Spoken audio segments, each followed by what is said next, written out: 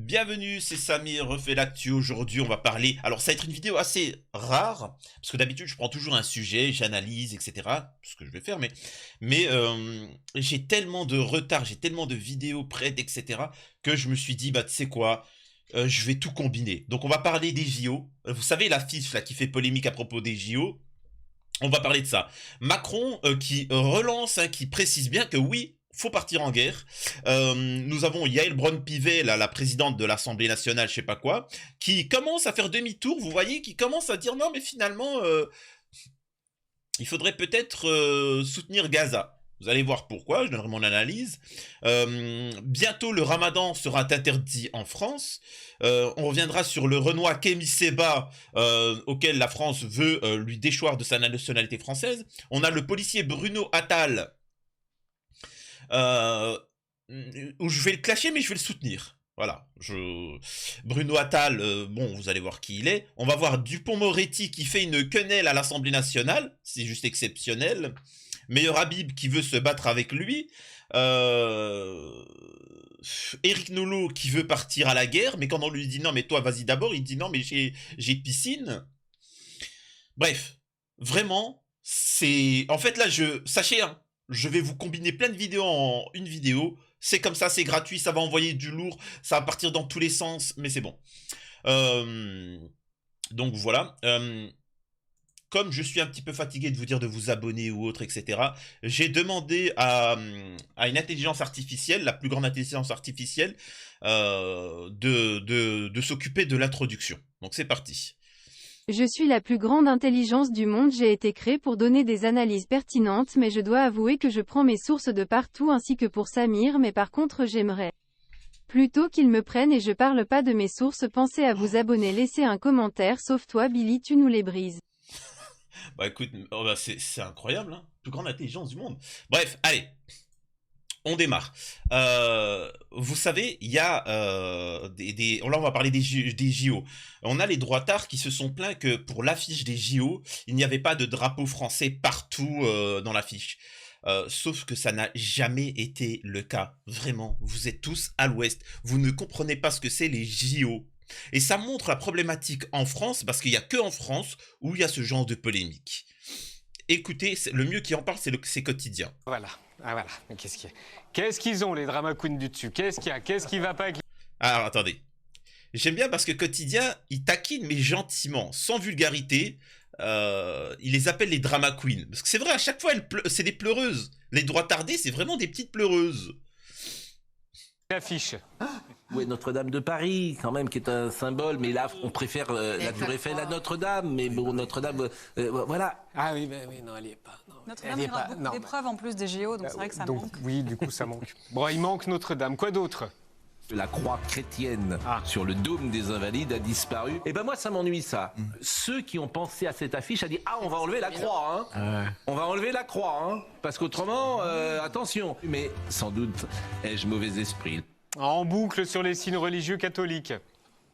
L'absence de la croix sur le dôme des Invalides, zappé. On va regarder le détail de la pointe de la flèche sur le dôme des Invalides. Imager avec les mains sur les hanches. Ah bah tiens, il suffisait pourtant de se renseigner, hein, c'est la charte des Jeux Olympiques, article 50. Tout simplement. À tes souhaits. Aucune sorte de démonstration de propagande politique, religieuse ou raciale n'est autorisée dans un lieu, site ou autre emplacement olympique. Et pire, C'est simple, hein. Ah bah, on va coup écouter. de grâce. Il est quand même singulier que le drapeau français ne figure pas sur cette affiche. Il n'y a pas de drapeau français, ce qui me sidère quand même. Ah, c'est sidérant, alors ça ne passe Il n'y a pas. aucun drapeau français. Pas de drapeau français. C'est quand même étonnant. C'est pas honteux de mettre un drapeau français. L'absence de drapeau français. Et là, quand je vous dis qu'il vous prépare à la guerre, il vous prépare à la guerre. Et t'as toujours des droits tardés, comme ils sont frustrés. Et c'est ça l'avantage, comme je vous le dis, pour moi, d'être apartisan, d'être ni de gauche, ni de droite, d'être quelqu'un d'un machin. C'est d'avoir du recul. Bien évidemment qu'il y a un problème avec ce mouvement woke, notre époque, il y a un problème avec ce système, etc. Mais faut pas partir dans l'extrême. Les gars, c'est les JO. C'est les JO. Écoutez, ben, de toute façon, encore une fois, j'ai presque rien à analyser parce qu'au final, ils ont fait le travail quotidien. Apercevoir qu'il n'y a... Totalement. Effectivement, il n'y a pas l'ombre d'un drapeau français. Bon, bah là, pareil, il suffit de prendre 5 minutes et de regarder toutes les affiches des précédentes Olympiades pour s'apercevoir qu'il n'y a aucun drapeau sur aucune affiche. Londres, Rio, Los Angeles, Athènes, etc., etc., etc. Même aux Jeux de qui, vous savez, là, en 36, les fameux à Berlin, là, les Jeux d'Adolf Hitler, même à l'époque, ils n'avaient pas mis le drapeau du Troisième Reich sur l'affiche des Jeux de Berlin, alors que bon. Donc le drapeau... Et en France, ils veulent le mettre. Mais vous êtes des minables. Je suis désolé, je sais qu'il y en a beaucoup qui me suivent, je vois sur les réseaux sociaux, etc., qui me disent, oui, je trouve pas ça normal. Mais en fait, c'est ce qu'on appelle du sociétal. C'est de la merde. Tu sais, c'est comme... C'est les babouches. C'est résumer l'islam aux babouches, ce qui n'a rien à voir. On essaie de vous faire de la propagande, on vous a enlevé vos droits, on vous demande plus votre avis, que ce soit en référendum, etc. Et on vous lance dans des polémiques futiles. Ah, mais ça serait bien dans les JO qu'il y ait le drapeau français, qu'est-ce que je m'en balèque, on te prend tout ton argent. Là, ils sont en train d'envisager de prendre tous vos comptes en banque pour fournir, soi-disant, la guerre en Ukraine. C'est ça ça devrait vous inquiéter, qu'est-ce qu'on s'en fout des JO? Franchement... Vraiment, on est en train de nous préparer à la guerre, et les mecs, ils sont en train de te parler d'un drapeau dans une affiche des Jeux Olympiques qui est tout à fait normal. C'est normal qu'il n'y ait pas le drapeau français. C'est comme ça dans toutes les affiches, et ainsi de suite. Enfin, je vois pas le problème. Français, s'il n'y est pas, c'est qu'il y a aussi peut-être une raison, et en plus, vous savez quoi, il est sur les friges, il y a aussi des cocardes, on en a vu, il y en a plein de drapeaux français, donc il suffit de regarder. On va être accusé encore de ringard, on va être accusé d'extrême droite, on va être accusé de catho. Je vous assure, ça va être un flot d'insultes. Ah non.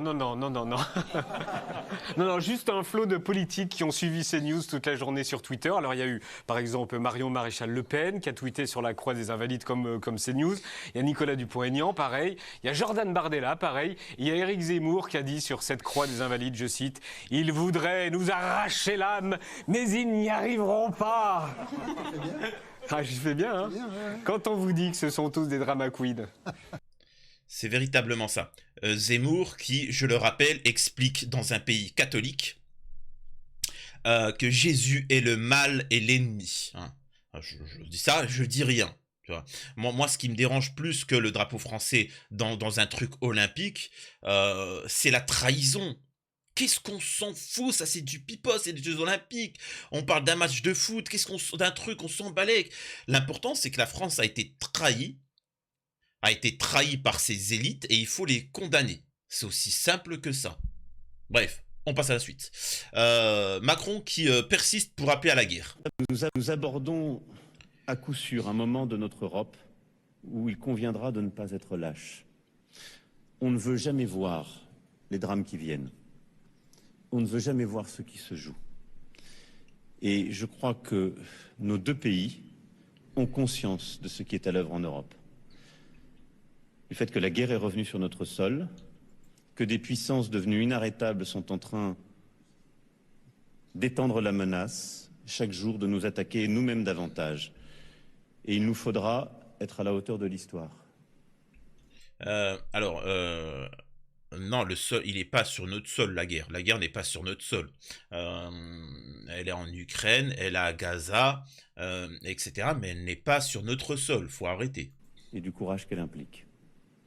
Ce sera aussi notre responsabilité, aux uns et aux autres. Mais moi, je répète encore une fois, il y a des choses que beaucoup ont du mal, et c'est pour ça que... Alors vous qui me suivez, généralement vous êtes à peu près du même avis, peu importe votre parti, parce que on est réfléchi. Moi, je suis pas forcément contre, hein.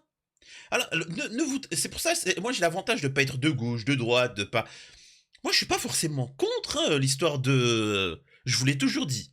Moi, je suis pour une certaine liberté. C'est-à-dire que si vous voulez aller faire la guerre en Ukraine, mais moi, je suis pour. Je suis pas quelqu'un pour opposer. C'est comme par exemple les gens qui c'est des terreaux. C'est des terreaux. Ils veulent partir faire les machins. Facile. Et hop, à la sortie de la frontière, tu vois, française, hop, on t'attrape. Tu vois ce que je veux dire? Tu vas aller en Russie, en Ukraine. Ben facile. Mais viens pas me mêler de cette affaire-là. Vous voyez ce que je veux dire? C'est pas tu viens, tu chauffes tout le monde. On sait comment ça se passe. Et après, toi, t'es dans ton coin. Et lisez les livres de Louis-Ferdinand Céline, qui a fait la guerre, lui. Tiens. Il explique pas mal de choses dans la guerre. C'est que tous ceux qui ont appelé à la guerre, etc., et leurs enfants, généralement, c'est ceux qui ils sont tranquilles. Et nous, le petit peuple, hein, le petit peuple, que ce soit en face ou derrière, c'est nous qui prenons toujours et constamment. Donc allez-y, moi je suis pas... Les gens, ils sont là, non, faut pas faire la guerre, non, faut... Mais si! Par contre, vous y allez. C'est aussi simple que ça. Incroyable. Et là, bizarrement, il n'y a plus personne quand tu dis ça. Nous avons ici... Alors, attendez, d'abord, bah, tu sais quoi? Ça, c'est en rapport. Alors, il est où? Voilà, c'est là. Regardez. Et je vous assure... Comment il s'appelle? Philippot. Philippot, c'est ce qu'il va dire à Eric Nolot. Et regardez, s'il vous plaît, la réponse magistrale d'Eric Nolot. Franchement, magnifique. Alors, magnifique de lâcheté, mais d'honnêteté. Écoutez. Sur la question de l'Afrique, vous inquiétez pas, Macron fait tout ce qu'il fait tout seul comme un grand pour nous discréditer. Ils n'ont pas besoin de Wagner. Moi, je suis ni pro-russe ni pro-américain. Je suis pro. Emmanuel Macron, deuxième passage. Et j'aimerais que la France retrouve dans une vision gaulliste une ligne claire et indépendante. Ça n'est pas le cas dans cette affaire. Ce n'est pas ce que vous proposez. Vous êtes pro-russe. Non, monsieur Nolot, on va sortir de la Belle et la Bête ou de Blanche-Neige et on va réfléchir en adulte un tout petit peu 2 secondes si vous en êtes capable. Je vous remercie. Parce que là, Eric Nolot souhaite que vous alliez à la guerre. Hein. Il souhaite la guerre en Ukraine. Ah, vas-y, on y va, etc. ainsi de suite. Je vous invite à voir une de mes précédentes vidéos sur Eric Nolot et comment il a rencontré sa femme. C'est gratuit. on parle de mort et on parle possiblement demain. Vous êtes un activiste pro-russe, oui, monsieur bien Philippot. sûr. Allez, tout votre discours est marqué. Mais si vous voulez faire la guerre là-bas dans le Donbass, prenez votre paquetage et votre casque et allez-y, monsieur Nolot. Vous rejoindrez Robert Ménard, monsieur Tenzer, monsieur Enthoven, madame Ursula von der Leyen, monsieur Macron. Je ne suis pas madame von der Leyen, je ne suis pas monsieur Ménard. C'est facile sur un plateau télé. Et là, écoutez ce qu'il a dit. Pourtant, il veut la guerre. Il le dit. Il faut y aller. Poutine, c'est le mal. Et là, quand il lui dit, bah, prends ton pactage, prends ton casque et casse-toi, vas-y, fais-nous pas chier. Qu'est-ce qu'il dit? Et ça peut déstabiliser certains. Il dit, non, je ne veux pas la guerre, je ne veux pas faire la guerre. Et certains vont dire, mais c'est bizarre, parce qu'avant, il disait, oui, t'as pas compris, Billy.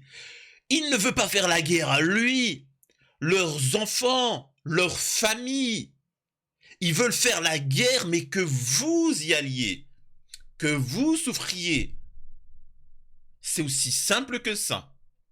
Et ça créera de la misère, de la souffrance, beaucoup d'hommes morts, beaucoup de femmes célibataires, plus que 3-4 hommes pour réarmer démographiquement le pays. Je rappelle d'ailleurs que... comment il s'appelle Eric Nolot a pu... Bah, d'ailleurs, il a rencontré sa femme... Bon, elle était mineure, hein, c'est ça? Elle était mineure? Ouais. Bon, il m'a bloqué pour ça, c'est dommage, Eric Nolot. Mais elle était mineure, dans un pays en difficulté, et voilà, puis il y en a, ils ont pas de choix, hein, c'est la misère, la fille, elle est mineure, bon, elle rencontre un étranger, elle peut aider sa famille, bon, bah voilà, malheureusement. Donc, c'est un peu le fantasme de certains qui rêvent de la guerre comme ça, espérant après pouvoir... Vas-y, ils ne veulent pas la guerre pour eux, mais ils la veulent pour vous. Eh ben, si vous vous taisez, ils vont y arriver. Vraiment. Dire ça. Il y a des morts derrière. Il y a des morts. Qu'on fait. On négocie. Ce que vous proposez, il y avait déjà des bases. Il y avait des bases où tout le monde était d'accord qui s'appelaient les accords de Minsk. On n'a pas voulu les faire respecter. Aujourd'hui, on sort le chéquier. Il n'y a pas d'argent pour nos paysans. Il n'y a pas d'argent pour l'hôpital où les gens meurent aux urgences tous les jours et on va envoyer des milliards tous les mois à Kiev. Mais je ne suis pas d'accord pour ça. Ni d'envoyer les fils de France pour aller mourir pour ça. Je peux vous interrompre. Vous proposez juste de vous coucher devant Poutine. Comme tous les pro-russes. Vous voulez que... Vous voyez comment le lâche qui parle de guerre, tout ça, Philippot, il n'a pas dit de se coucher. Il a expliqué que avec Poutine, il y avait la paix, il y avait des discussions. On a refusé, on a fait les malins. Et au final, il s'est passé ce qui s'est passé. Et que... quand tu prends du recul au-delà des analyses, tout ça, tu te rends compte qu'on donne des milliards et des milliards à la guerre et rien pour la paix, pour les soins, etc. C'est tout. Et Philippot explique que ce n'est pas normal. Normalement, une société civilisée devrait financer la paix, les soins, etc. et le commerce. Le commerce et le business. La Russie n'a pas besoin, parce qu'elle a des richesses, tout le monde a des richesses. Elle n'a pas besoin de guerre. Tu veux du pétrole? Eh ben, en échange, tu donnes de l'argent. De l'argent, c'est un moyen, mais en fait, tu donnes de tes richesses, de tes produits, de tes éléments, etc. La France, on a des centrales nucléaires. Fabriquons-en dans certains pays en échange de... Chacun a du business. L'autre, il fait du fromage, l'autre, il fait du ça, machin, etc. On peut tous travailler ensemble. T'es pas obligé d'aller attaquer un pays pour récupérer ses richesses, parce que tu vas te ruiner et ça va rien apporter au final, etc. Bref, bon, je voulais que je vous dise. Faites ce que vous voulez, entrez en guerre, dites rien. On va subir encore et encore. Et déjà, pour revenir, encore une fois qu'on avait raison, nous avons ici Yael Braun-Pivet qui soutenait inconditionnellement Israël et ont attaqué limite tout le monde qui osait appeler un cessez-le-feu. Vous voyez qu'ils commencent à changer leur discours. Pourquoi? Parce que petit à petit, il faut savoir que... Alors, je ne sais pas comment va être l'avenir, mais ces gens-là, ces va-t-en-guerre, pourraient être condamnés pour complicité de génocide. Et Merluchon nous explique. Enfin, le retour à la raison. C'était bien la peine de nous insulter, pardi. Et les filles y voyaient plus clair. Et maintenant, va-t-elle appeler avec l'archer à une marche unie pour le cessez-le-feu? La punition des criminels génocidaires? La fin des livraisons d'armes? Les sanctions économiques? La reconnaissance de l'État de Palestine? Qui n'est plus tabou selon le président Macron? Incroyable. Je vous rappelle que lorsque j'ai apporté mon soutien inconditionnel à Israël, et je le maintiens, à ce moment-là, Israël n'avait pas riposté et ça n'a jamais, et je n'ai jamais prononcé le mot de soutien inconditionnel au gouvernement de Netanyahou. C'était un soutien inconditionnel à l'État d'Israël dans la souffrance qu'il venait de subir. Et cela, je le maintiens aujourd'hui. Maintenant, la situation a considérablement évolué avec l'offensive militaire d'Israël sur Gaza. Et ce que nous voyons aujourd'hui est absolument dramatique et tragique. Et donc, il faut que cela cesse. Il faut que nous arrivions, et c'était l'objet de mes discussions encore récentes avec l'émir du Qatar que j'ai reçu à l'Assemblée nationale, il faut que nous parvenions à un cessez-le-feu, il faut que nous parvenions à faire obtenir la libération des otages, et il faut que nous fassions rentrer de... Voilà. Et dire que ces gens-là nous traitaient d'anticé, bip. Voilà. C'est la même chose avec le pass sanitaire, c'est la même chose avec toutes ces choses-là où on avait toujours un temps d'avance, mais ils ne sont pas bêtes. Hein. Maintenant, là, on part tout de suite. Je vous ai dit, hein, les gars, je vais vous envoyer des doses dans tous les sens. Il y en aura pour tout le monde dans cette vidéo. Tu sais même pas ce qui va se passer dans 2 minutes. Dans 3 minutes, peut y avoir un astéroïde, peut y avoir un hélicoptère atterrir, et je m'embarque et on part dans la fiction. C'est fou. Là, nous avons... et là, j'aimerais bien que les droits tardés, les EUS 2022, tu vois, qui sont aptes à dire qu'il faut déchoir la nationalité française de certaines personnes, pourquoi ils ne font pas ça avec Gérard Darmon? Alors moi j'ai marré, je sais très bien, mais écoutez. Israël, j'y suis allé, j'avais 17 ans. J'ai adoré me lever à 3 h du matin, prendre le petit déjeuner israélien, tu vois, avec le pays où coule le lait, le miel, le fromage, le machin, les fruits, les trucs, magnifiques gorgées de soleil. Je suis allé un peu dans les profondeurs de ma judéité, enfin, tu vois, dans les racines. Tu es à Nazareth, tu es sur le mont des Oliviers, tu es dans le berceau de l'humanité. Tu sens qu'il se passe quelque chose, quoi. Il y a quelque chose d'extraordinaire. Tu penses que ça t'a changé? Je sais pas si ça m'a changé, ça m'a enrichi. C'est-à-dire que Israël est rentré dans ma vie, dans mon cœur, dans ma tête, et même si plus tard je serai en désaccord avec certaines prises politiques, etc., ce que je dis toujours, il est bien évident qu'en cas de choix ultime, genre le choix de Sophie, je sais avec quel maillot je joue. Okay. Tu vois ce que je veux dire? Bon. Si tu me disais, tu m'avais... Et ça, c'est juste magnifique. Parce qu'on est un présidentiable. Hein? Les droits tardés que vous avez soutenus, qui a envoyé son enfant faire le service militaire en Israël. Et pas en France. On a une personne là qui vous explique que s'il devait y avoir le choix ultime, son intérêt irait pour Israël et pas pour la France. Alors, on vous entend pas les droits tardés. Non, voilà, c'est tout. C'est comme ça, c'est gratuit. Vous prenez pas, c'est pas grave. Et là, je suis l'un des seuls, et vous allez voir que ça va s'avérer vrai. Je vous avais parlé de camps pour les musulmans. Ça a déjà été mentionné sur TPMP, on va y arriver. Je vous ai dit que l'islam serait interdit et même condamné en France. On y arrive petit à petit. Continuez à dire n'importe quoi. Je suis musulman et l'islam, c'est pas ça, c'est l'islam. Et ce qui prédit, ça, c'est l'islam qui fait peur. C'est l'islam qui fait peur, ça. Ça c'est l'islam qui fait peur.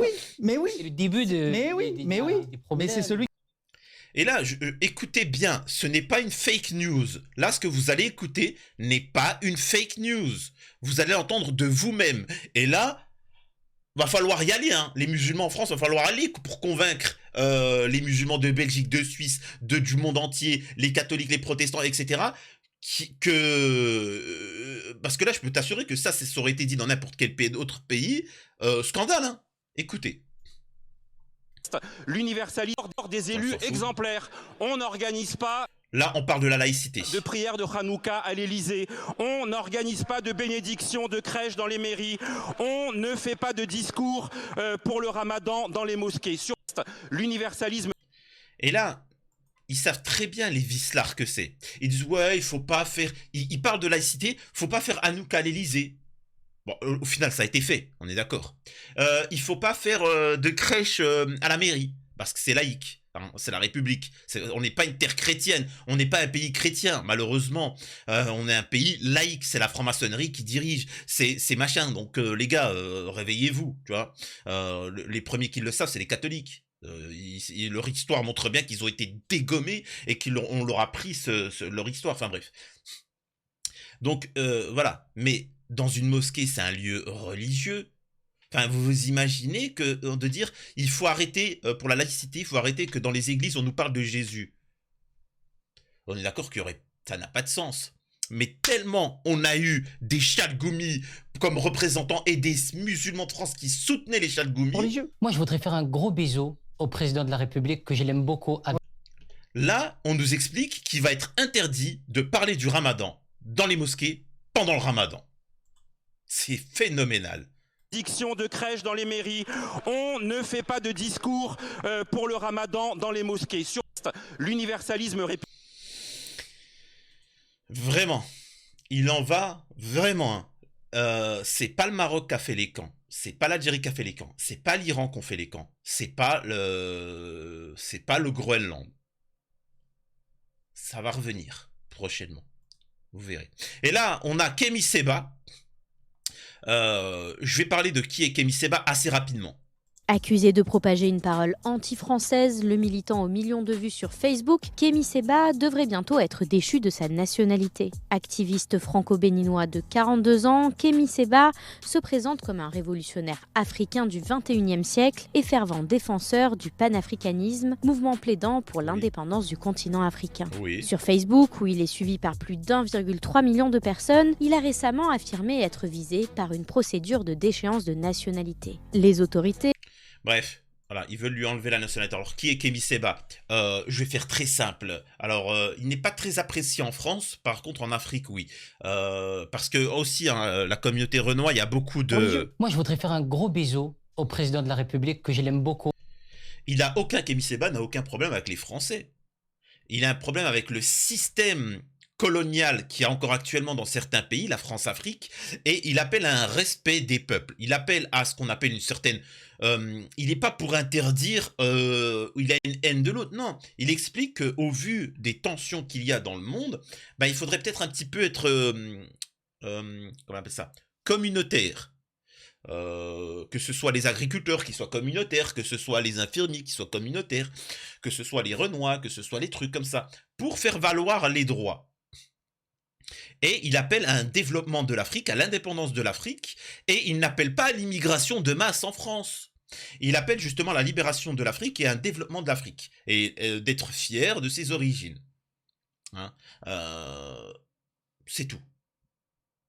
Voilà. C'est aussi simple que ça. Et on va le déchoir de sa nationalité, mais pourquoi? Pourquoi? Il est français, il a le droit de s'exprimer, on est quand même en République. Il y a un droit au blasphème. il a le droit de pas être content de comment se comporte la France à l'heure actuelle. La majeure partie des Français ne sont pas d'accord avec la position qu'on a vis-à-vis de l'Ukraine. Donc pourquoi vous voulez... En fait, je vais vous expliquer le problème de Kémy Séba. Kémy Séba, son problème, c'est son...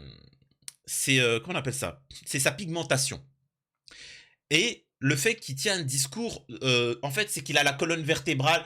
En fait, elle est droite, sa colonne vertébrale, tu vois. Et le problème, c'est que Kémy Séba, il fait pas du djembé. Eh, Kémy Séba, vas-y, fais. En fait, je vous explique comment ça se passait. Ils étaient réunis et ils l'ont fait, vas-y, fais du djembé. Eh, j'aime bien le foot, j'aime bien les trucs. Kémy Séba, il a dit, non, mais pourquoi tu fais cet accent-là? Bah, écoute, ils nous disent ça, ils savent très bien que c'est comme ça qu'on peut passer à la télé. Ouais, non, t'as pas à parler comme ça, excuse-moi. Parle correctement. Oh, il y a des médecins qui sont renois, t'as des machins, pourquoi ils nous rabaissent au truc comme ça? Eh ben, ça n'a pas plu. C'est-à-dire que c'est pas... Lui, il critique les chalgoumis de la communauté renois. Et c'est pour ça qu'ils veulent le dégager, tu vois. C'est... incroyable. Donc force à Kémy Séba, force à lui, force à tout le monde qui appelle à la paix, qui appelle au développement de chaque pays. Hein, on est... Mais bon. On passe vite fait à la suite. Nous avons Bruno Attal qui se clash avec un jeune. Alors, je vais peut-être prendre un petit peu la défense de Bruno Attal. Vous allez comprendre. Regardez. Donc tu veux me faire un doigt? Bah ouais, ça... Bruno Attal, c'est le policier qui est un peu, enfin, qui est d'extrême droite, etc. Il est LGBT, il est pro-sioniste, etc. Mais ça, je m'en balèque. Moi, alors c'est dommage parce qu'il disait, alors le problème c'est qu'il a aucun dossier. Franchement, il y a un mois, quand il a quitté la police, je pensais qu'il avait vraiment des dossiers et qu'il allait éclabousser certains politiques. Au final, il n'a rien fait. Là, je suis déçu. Mais il y a un truc que j'aime pas, c'est le buzz pathétique. Et c'est trop facile. Moi, il y a un truc, c'est que tu viens avec Bruno Attal, même si lui, il est un peu comme ça, tu apportes des arguments, tu dis, je suis pas d'accord avec ton positionnement, tu es incohérent vis-à-vis de ça, vis-à-vis de ça. Maintenant, venir vers Bruno Attal et lui faire un doigt d'honneur et vouloir faire le buzz et passer dans les réseaux sociaux, je trouve que c'est pas correct. Surtout que les gens savent très bien que si Bruno Attal en vient aux mains, disons que les gens te soutiendraient un peu plus que Bruno Attal. Vous voyez ce que je veux dire? C'est-à-dire que lui, il est un peu limité par... Mais bon. Donc tu veux me faire un doigt? Bah ouais, ça passe bien. Si je te la mets, regarde, tu vois, tu vas la mettre, tu vas pas bouger. C'est pourquoi je vais te frapper, tu vas aller poser plainte parce que t'es un bébé. T'es un bébé. T'es un bébé. Bah t'as quoi? T'as de beaux ongles, dis-moi, tu vas me griffer. Allez dégage maintenant avant que je te mette une fessée. Oh, ça casse. Alors par contre, excusez-moi de ce qui me fait rire, c'est que Bruno Attal, il lui dit, oh t'es un petit bébé toi, je vais te mettre une fessée, pas au genou, je vais, et l'autre il est là, vas-y viens, on va se battre, tu vois, bon déjà le combat, t'as l'autre qui est là, viens, on va se battre, et t'as Bruno Attal, oh, je sens que je vais t'encuber, oh, ah ouais, bah viens, oh tu vois, je vais te retourner toi, oh, je sens que je vais te retourner. Ah, tu crois que j'ai peur? Ah, je sais me battre? Oh, je te parle pas de bagarre, moi. Oh, t'as tes ongles. Oh, mon Dieu. Oh, là là. Oh, là là. Oh. Tu sais, l'autre, il est en mode, on va se battre. Ah, je vais te... Ah, je vais... Oh, là là, je vais te tamponner. Oh, là là. Sacré Bruno. Maintenant, encore une fois, je suis pas d'accord avec le fait de vouloir faire le buzz comme ça. Mais continue à mettre tes fesses, t'as des bébé, regarde, t'as pas de courage, c'est dans le 5ème, t'as pas de courage. Viens avec moi à Gare Gégonesse. Viens avec moi dans ma salle de bain, je vais te montrer. Sacré Bruno. Non mais par contre, c'est pas. Je trouve en fait c'est du buzz pour rien. On n'avance pas. C'est marrant, ça me fait rire, mais je suis désolé. J'aurais préféré un débat, un échange. Voilà, Bruno Attal, je suis pas d'accord avec ton positionnement vis-à-vis de ça. Voilà mes arguments, etc. T'es pathétique, moi je suis pas d'accord, etc. Mais si c'est juste pour venir et Bruno, à ce compte-là, moi aussi je fais ça. Je viens vers Bruno Attal, je dis Bruno, et je lui mets une petite claque comme ça, et il répond, et ça se bagarre, et regardez, je passe. Voilà, je suis pas fan de ce genre de comportement. Hein. Mais bon. Tu vas regarder tes chaussures. C'est-à-dire que tu vas regarder tes chaussures, petit bourgeois. Qu'est-ce qu'il y a? Qu'est-ce qu'il y a? Qu'est-ce qu'il y a? Qu'est-ce que tu rentres sur moi? Qu'est-ce que t'avances sur moi? Qu'est-ce que t'avances sur moi? Va voir ta mère et ton père, elle va pleurer. C'est un ouf. Le gaucho bobo, c'est un ouf, n'empêche.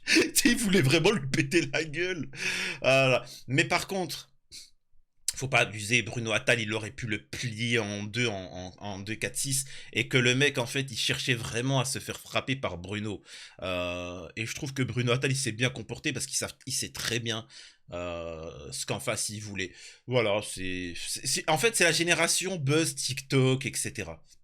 Nous avons ici, comment il s'appelle, l'autre là, machin, Dupond-Moretti, qui nous fait une quenelle, accusé par des députés du RN d'avoir fait une quenelle anti-Cébib dans l'hémicycle de l'Assemblée nationale. Le ministre de la Justice, Éric Dupond-Moretti, a répondu en mimant le geste. La séance a été suspendue. Incroyable. C'est... Hop, attendez. Moretti, Habib. Meilleur Habib, hop. Parce qu'ils ont failli se battre les deux, alors j'ai pas la vidéo, c'est dommage. Bon allez, on passe, on s'en fout, on avance. Ah ouais, bah c'est bon, elle est là. Regardez ça. Ça aurait été n'importe quel député de la LFI qui aurait fait ça. Ça aurait fait un scandale, ça aurait passé sur TPMP. Regardez. Monsieur Habib, monsieur Habib. Monsieur Habib. Non.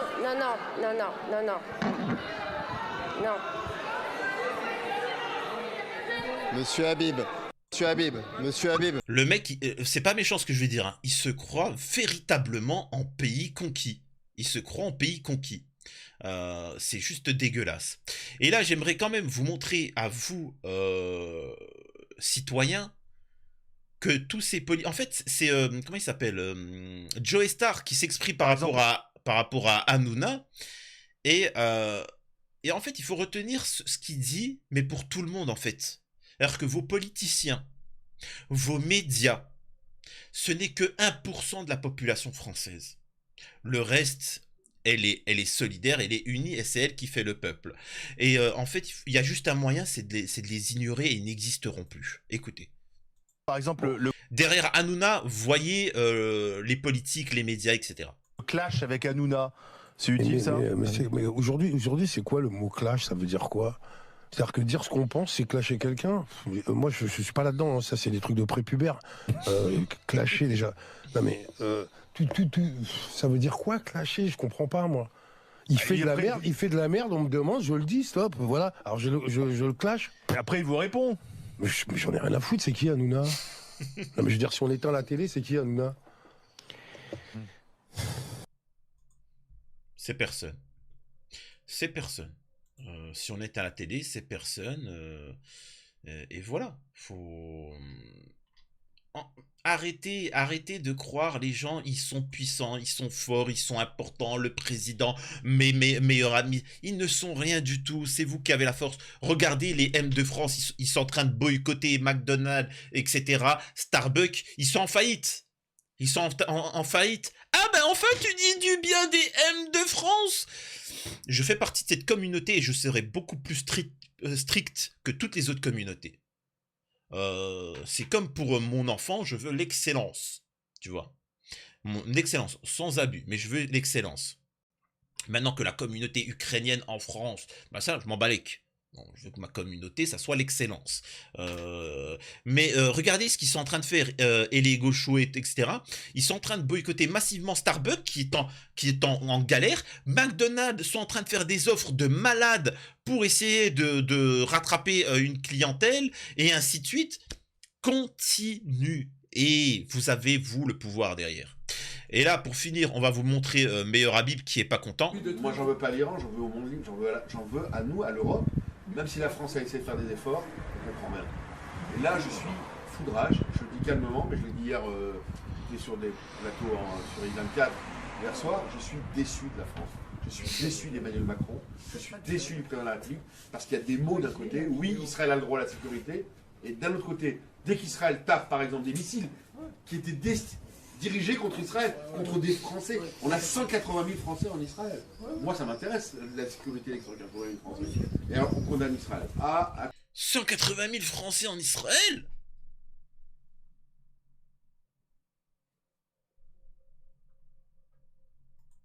Attention, il y a 20 morts. Il n'y a pas de guerre sans mort. Mais je préfère qu'il y ait 20 morts que... Il y en a eu 600 000 dans cette région. 600 000 morts en l'espace de 3 ans. Il y en a qui parlent de 800 000. À minima 600 000. Est-ce qu'il y a eu ce déchaînement médiatique? On s'en foutait. Est-ce qu'il y a eu... Ah là, il y a eu 60 morts, dont 55 terroristes, voire plus. Une minute de silence à l'ONU. Une minute de silence à l'ONU, à Paris, mais le déchaînement sur les médias... Je l'ai dit d'ailleurs à Patrick Drahi, qui est propriétaire de Libération, que je dois voir, parce qu'ils sont en train de commander un nouvel attentat en France. Indirectement, la couverture des médias, qui est tellement hostile à Israël, qui n'est même pas déséquilibrée, elle est à charge. Et là, vraiment, c'est le pile-poule. Hein. C'est-à-dire que le mec, il t'explique qu'en France, les médias sont pro-palestiniens. Bon, c'est pas grave. Donc voilà, je vous ai jeté plein d'informations, plein de vidéos, plein de trucs assez variés. C'est la dernière fois que je ferai un truc comme ça, mais c'est juste que voilà, j'avais trop de trucs. Donc allez, voilà, j'espère que ça vous a pas trop rendu fou, tous ces petits sujets. Mais en tout cas, je pense que chacun a eu sa dose.